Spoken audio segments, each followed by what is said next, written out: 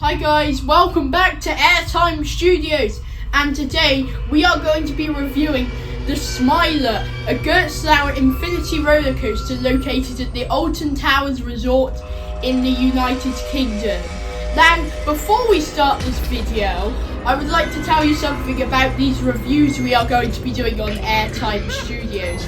Now, these reviews are going to be cut into different segments, the first of which is going to be sharing all the different facts and other information about the roller coaster. Following that is going to be an on-ride POV, then there will be a backstory of the ride, and at the end there will be a full review of what my personal thoughts on the attraction or ride will be. So let's jump straight into this video with facts about the Smiler. Now, the Smiler is a 14 looping roller coaster at Alton Towers Resort located in the X-Sector themed area. It was made by the manufacturer Gerstlauer, who are known for their rough rides and their Eurofighter rides, which have a vertical lift hill and a beyond vertical drop. That's what they're mainly known for, but this is an infinity model roller coaster, this one is. There is a vertical lift hill on this, but it doesn't feature a beyond vertical drop though. It's only a standard drop after the vertical lift hill. It has two lift hills.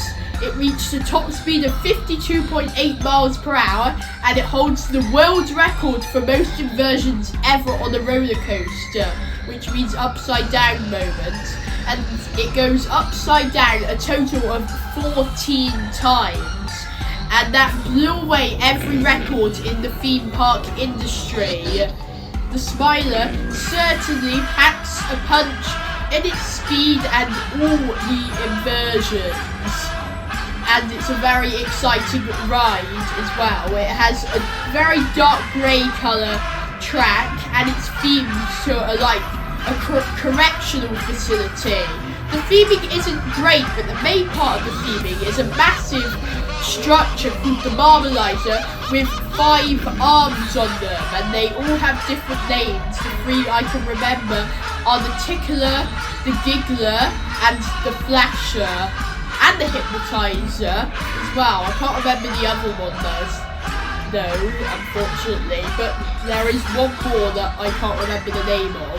But however, it's certainly a brilliant ride at the Alton Towers Resort. It's not the best one there, but it is really good, really fast, quite smooth until you get to the 12th and 13th inversion. Like I said, I'll be sharing my personal thoughts about the ride at the end of the video. The ride opened back in the May of 2013, and when it opened it had quite squeaky wheels for some strange reason. It has a distinctive sound of high-pitched roars and then back down to lower. Now, the Marmalizer has a massive screen in the middle with people getting marmalised, if that makes sense. I don't really understand marmalisation, but if you do understand the theme of the Smiler, click the subscribe button so I can just get the amount of people who know the theme of the Smiler. So if you do know the theme of the Smiler, just click the subscribe button right down below, and then I'll know exactly how many people know the theme of the Smiler. The queue line goes through large cattle pens into a marmalisation facility and goes up the stairs into the station, and this ride also has a distinctive soundtrack that will always get stuck in your head with laughing, which you're about to hear on the on-ride POV. So like you say, you go up these stairs into the station, and then the ride leaves, the gates open. So enjoy the POV, everybody.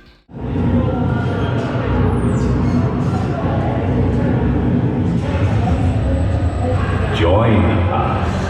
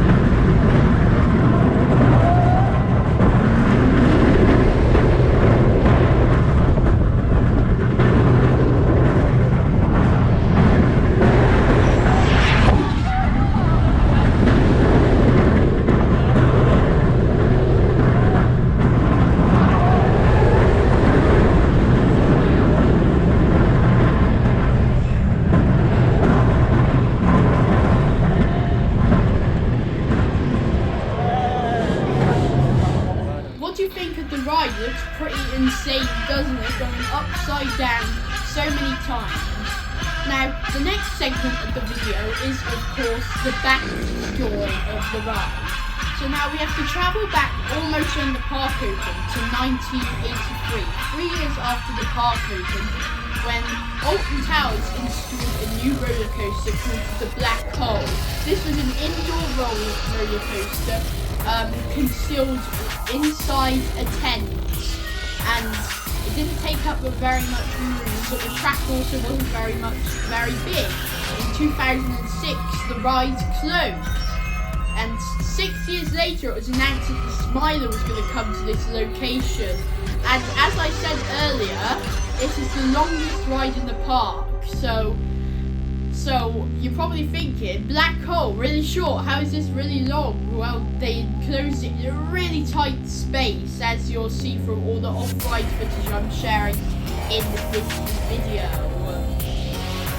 So they decided to start construction on a new roller coaster. There was first going to be themed to a similar theme to Oblivion to fit in with the rest of X Sector, but the theme was changed, and the ride kept getting delayed. Funny thing is, the way they announced the name of the ride was by spray painting the ride's logo on some sheep.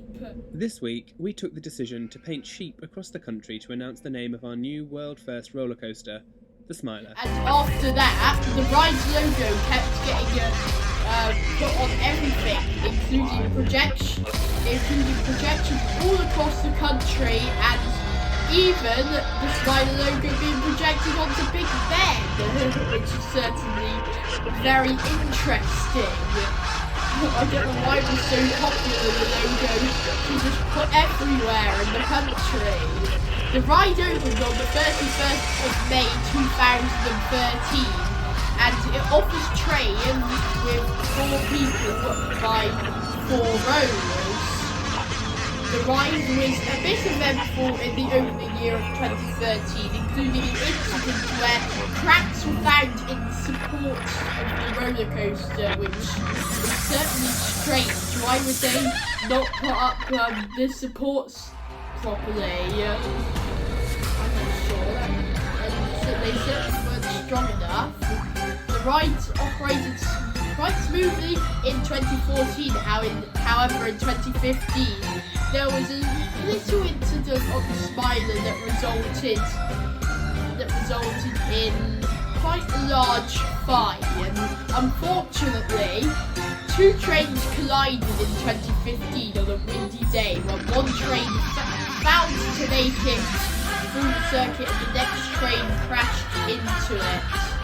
But however, after that it reopened in 2016 with brand new safety precautions and so much other stuff that basically prevented it from not crashing ever again.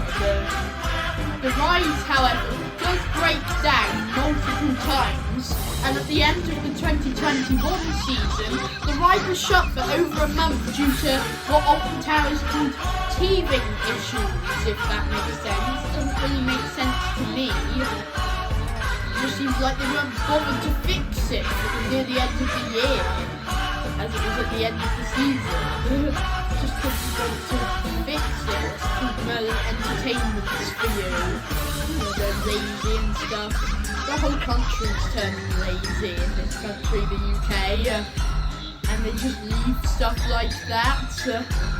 Such as the Ultimate, it's called SBNO, they haven't done anything about that. The Ultimate is the longest ride in this country.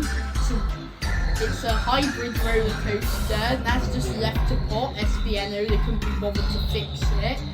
So we don't know what's going to happen to that one, but the exact same thing happened to the Smiler at the end of the year. They couldn't be bothered to fix it. However, they did fix it in the end, luckily.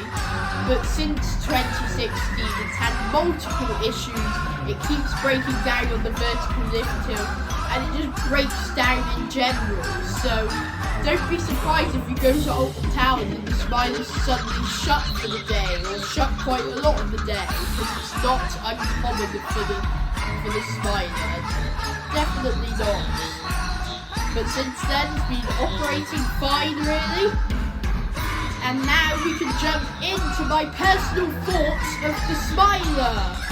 Now, the Smiler is my third favourite roller coaster at the Alton Towers Resort, only below Nemesis and Wicker Man. I do prefer Wicker Man due to the overall experience it gives you. It has theming, like the big bob structure is much more impressive than the Marmalizer.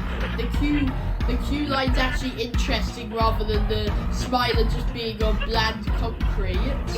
So that's why, and of course the ride's really fun. So that's exactly why I think Wicker Man's better than the Smiler. The Smiler certainly does look more picturesque than Wicker Man though, with all these inversions. And just the layout looks really cool to look out from off the ride. And you want to stand right to the left of the entrance to get an amazing view of all the Smiler, and then off to the left of that will be the Batwing and the Cobra Roll. So it certainly looks very picturesque off the ride. On the ride is pretty good. The best part of the ride has got to be after the second drop, where there's the sea serpent's roll, which is like a cobra roll, sort of half a cobra roll, and then another half the same direction, not the opposite direction. So that's certainly very cool, going through that sea serpent roll. And then there's a massive load of airtime. However, straight after the best part of the ride is the worst part of the ride. It goes into the cobra roll. On the way out, you get a massive bash your head in moment. Still, it hurts, but luckily it's a bit padding to the left and right of your head. And then into the 13th inversion, where you bash your head again. It's the second last corkscrew for the last one, which is a bit better. And then it goes round into the break. So apart from that very last bit, the ride's certainly very fun on the ride. The soundtrack of the ride gets stuck in your head. However, I do enjoy it at times, but when you're in the area just listening to it forever, you're like, when is this gonna stop? Well, at least in the area they play a mixture of the ride. Fun fact, Ivy School actually made a whole hour and a half loop for the whole experience of the Smiler soundtrack. I can't imagine doing that for an hour and a half. Laughing. Imagine how long that would have taken to edit with all the laughing. Certainly much longer than these YouTube videos that you're watching. I can imagine. But IMA School do make good soundtracks though. Not just the Smiler, they make Wicker Man soundtrack, Helix soundtrack at Liseberg, which is one of the best soundtracks in the world in my opinion for theme parks. So the Smiler, definitely a solid 8 out of 10 from me, Airtime Studios. Good 8 out of 10, that's a good ranking. And I certainly enjoy going on the ride when I visit the Alton Towers Resort. I'll see you next time on Airtime Studios. Have a good rest of your day. Goodbye, everybody.